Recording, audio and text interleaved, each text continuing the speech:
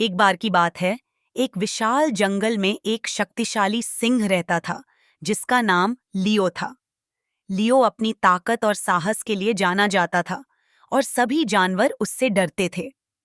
एक दिन दोपहर को, जब वह नदी के किनारे टहल रहा था, उसे एक हल्की सी चीख सुनाई दी। जिज्ञासावश उसने उस आवाज का पीछा किया और देखा कि एक छोटा सा पक्षी एक भारी डाल के नीचे फंसा हुआ है। छोटा पक्षी बेबस होकर अपने पंख फड़फड़ा रहा था। कृपया मेरी मदद करो, उसने चहकते हुए कहा। पहले तो लियो ने जाने का सोचा। आखिरकार इतने छोटे जीव से उसे क्या फायदा हो सकता था, लेकिन उसके अंदर कुछ उसे मदद करने के लिए प्रेरित कर रहा था। लियो ने अपने मजबूत पंजों से डाल को उठाया और पक्षी को आजाद कर दिया। धन्यवाद, दयालु सिंह, पक्षी ने चहकते हुए कहा।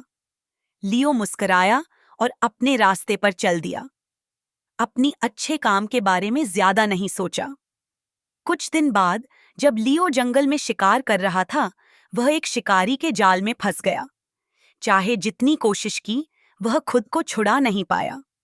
थककर और डरकर लियो ने मदद के लिए दहाड़ लगाई, लेकिन कोई जानवर उसकी मदद करने की हिम्मत नहीं कर पाया।